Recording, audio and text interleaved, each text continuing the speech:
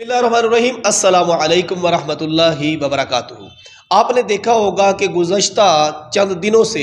एक सिलसिला social media पर आम है जिसको सैयद इकरारुल हसन साहिब एंकर पर्सन जो है उन्होंने उसको कंट्रोल किए हुए हैं। सबसे पहले तो हम ये देखते हैं कि शुफ वाली जो सरकार है,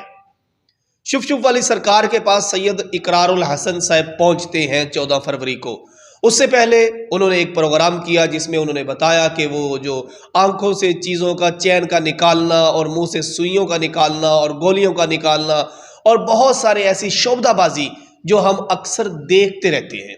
लेकिन यहाँ पर सैयद इकरारुल हसन साहब जब वहाँ पर पहुँचते हैं तो एक ऐसा धक्कम पेल का सिलसिला शुरू होता है कि जिसके बारे में कि उनके कुछ मुरीदीन ने उनको घेरा हुआ है और यहाँ तक कि इकरारुल हसन साहब खुद कहते हैं कि अगर हमारे साथ ये लोग ना होते तो फिर हमें यहाँ पर ज़ख्मी भी किया जा सकता था। लेकिन वो अपनी जान पर खेलते हुए वहाँ तक पहुँचे। वहाँ जब पहुँचे तो उन्होंने फिर वही आड़ ली, एक प्रोग्राम शुरू किया तो उस आड़ में वो आराम से बैठ गए। अब वो जागते रात को है,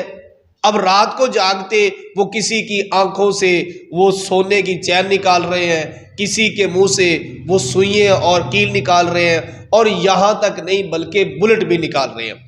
और हैरान कुन बात यह है कि अगर उन चीज़ों का टेस्ट किया जाए, उनकी लेबॉरेटरी की जाए तो उसमें कोई भी खून आलूद चीज़ शामिल नहीं होती। लेकिन इकरारुल हसन ने ये सारी चीज़ें साबित करके दिखाई कि ये जाली है, ये एक फितना है और लोगों को इस्लाम के नाम पर, मज़हब के नाम पर धोखा दे रहा है। तो ये सारी चीज़ें आपने देखी। मेरे मोहतरम, बात करने का मकसद ये है कि जब एक बंदा इतने सारे शवाहिद इकट्ठे कर ले और इतना सब कुछ इकट्ठा करके आम इंसानों को बिल्कुल वो दिखाए कि ये गलत है, ये धोखा है, ये फ्रॉड है, इससे जितना बचा जाए ज़रूरी है बचना। लेकिन उसी बंदे के बारे में जब ये खबर आए कि वो बंदा 10 करोड़ रुपया लेके साइड लाइन हो गया है, या उसने हकायक से आंखें चुराना शुरू कर दी हैं, या उसने अपनी आवाज़ को बंद कर दिया है, तो मेरे ख्याल में ये बात इंतहाई अफसोसनाक बात है।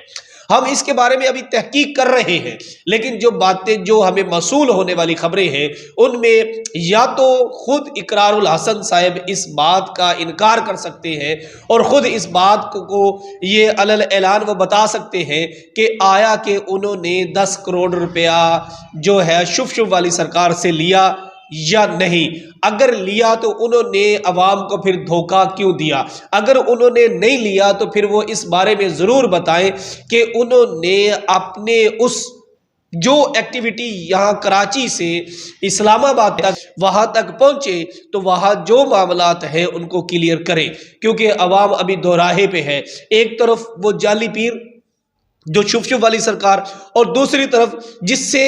पाकिस्तानी अवाम मोहब्बत करती है सैयद इकरारुल हसन साहिब, बड़े अच्छे एंकर हैं। अभी उनके बारे जो नेगेटिव खबर आ रही है ये इंतहाई अफसोसनाक है और मैं ये बात सैयद इकरारुल हसन तक पहुंचाना ज़रूरी समझता हूँ कि इस्लामाबाद से ये बात के निकलने वाली खबरें जो है ये सैयद इकरारुल हसन को टच करती है और वो इस बात के ऊपर अपनी बात को जिस तरह उन्होंने इसका आगाज़ किया था उसी तरह इख्तिताम करते हैं या फिर वो खामोशी इख्तियार करते हैं। अगर वो खामोशी इख्तियार करते हैं तो इस बात का इल्म होता है कि सैयद इकरारुल हसन ने